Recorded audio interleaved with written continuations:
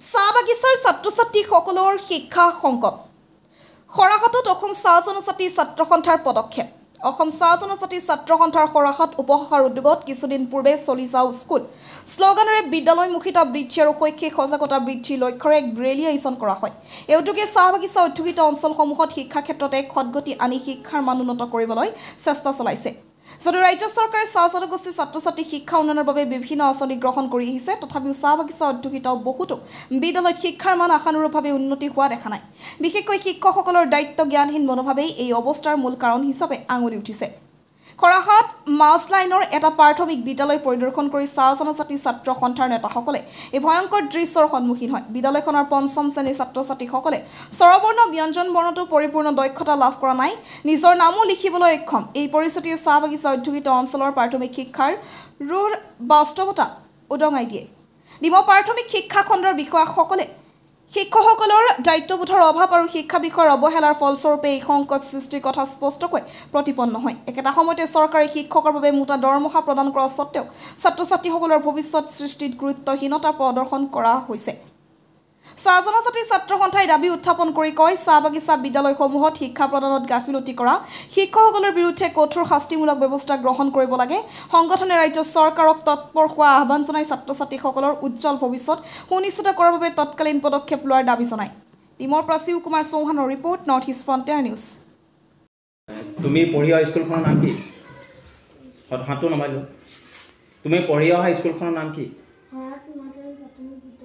তুমি নামভৰ্তি কৰিব অহা স্কুলখনৰ নাম কি? নামভৰ্তি য'ত এডমিশ্যন ল'বা সেই স্কুলখনৰ নাম কি? বিদ্যালয়খনৰ নাম কি?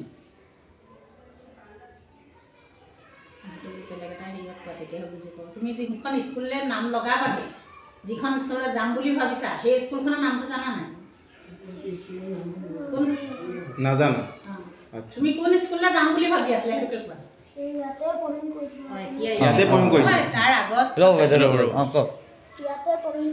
তাৰপিছত বাইদেউ কিবা ক'লে নি? নালাগে বুলি ক'লে নেকি? কি ক'লে? কোন বাইদেউ ক'লে? কেলে ক'লে? কোন বাইদেউ ক'লে? প্ৰিন্সিপাল বাইদেউ। কোন বাইদেউ ক'লে? হেড বাইদেউৰ নাম কি? ৰেখা চাংমাই। তুমি ক'লা ইয়াত পঢ়িম বুলি ক'লে, বাইদেউ কি ক'লে? নালাগে বুলি ক'লে। নামটো লিখিব পৰা নাই, বছৰত কেইদিন থাকে সেইটো ক'ব পৰা নাই, সপ্তাহত কেইদিন থাকে সেইটো ক'ব পৰা নাই। কেনেকৈ আপুনি 5 পাছ কৰি আপুনি 6 পঢ়িছে? 60% ক'ৰ পৰা আহিলে মোক সেইটো দেখা পাৰ্চেণ্টেজটো। মই যে এটা ক'লো যে যদি মই এটা তোমাকো তুমি নাছিলা। হয়, পোনপ্ৰথমে অসম চাহ ছাত্ৰ সন্থা তৰফৰ পৰা সাংবাদিকসমূহ কৰ্মকৰ্তাক আন্তৰিক শ্ৰদ্ধা জ্ঞাপন কৰিছোঁ। হয়, আমি পাই থৈ আহিছোঁ আৰু বিভিন্ন ক্ষেত্ৰত চাই আহিছোঁ। শাসনাধিষ্ঠ চৰকাৰখনে বিভিন্ন সময়ত কৈ থকা পৰিলক্ষিত হয় যে অসমৰ শিক্ষা ব্যৱস্থা লগত সকলোখিনি এডভান্স হৈ আহিছে, সকলোবোৰ কাম অনলাইন পৰ্টেলত কৰা হয়। তেনেস্থলত চৰকাৰখনক আমি অনুৰোধ কৰিব বিচাৰিছোঁ যে উচ্চ বিদ্যালয়ৰ লগত প্ৰাথমিক বিদ্যালয়সমূহতো CCTV সংৰক্ষণৰ ব্যৱস্থা কৰক। কাৰণ কিয়নো শিক্ষক বা শিক্ষয়িত্ৰীসকলে পাঠদান কৰাৰ সময়ত কিতাপত কম হাতত থকা মোবাইল ফোনত বেছি গুৰুত্ব দিয়াৰ পৰিলক্ষিত হৈছে।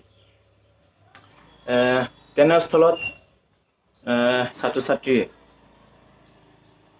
উচ্চ শিক্ষা বা প্ৰাথমিক শিক্ষা গ্ৰহণ কৰিব কেনেকৈ? এইটো এটা আমাৰ ছাত্ৰ ছাত্ৰীৰ বিষয়ে এটা ডাঙৰ প্ৰশ্ন। তেনেদৰে তুলনামূলকভাৱে খৰহাট মাজলাইন প্ৰাথমিক বিদ্যালয়ৰ এজন ছাত্ৰই স্বৰবৰ্ণ ব্যঞ্জন বৰ্ণ লিখিব নোৱাৰা, অথচ নিজৰ নামটো শুদ্ধকৈ লিখিব নোৱাৰা ছাত্ৰ এজনক প্ৰধান শিক্ষয়িত্ৰীগৰাকীয়ে 60% ওপৰতো 60% ওপৰত পাছ কৰাই উচ্চ শিক্ষা গ্ৰহণ কৰিবলৈ হাইস্কুললৈ পঠিয়াই দিয়ে। যদিহে ল'ৰাজন প্ৰাথমিক শিক্ষা ভালদৰে আয়ত্ব নকৰাকৈ উচ্চ শিক্ষা গ্ৰহণ কৰিব কেনেকৈ? এই প্ৰশ্নসমূহ আমি প্ৰধান শিক্ষয়িত্ৰীগৰাকীক উত্থাপন কৰোঁ, লগতে তেখেতক সকিনি প্ৰদান কৰোঁ যে অনাগত দিনত ছাত্ৰ ছাত্ৰীৰ লগত হেতালি খেলা বন্ধ নকৰিলে আমি অসম চাহ ছাত্ৰ সন্থা আৰু স্থানীয় ৰাইজ হৈ তেখেতৰ বিৰুদ্ধে বিহিত ব্যৱস্থা গ্ৰহণ কৰিম। ধন্যবাদ।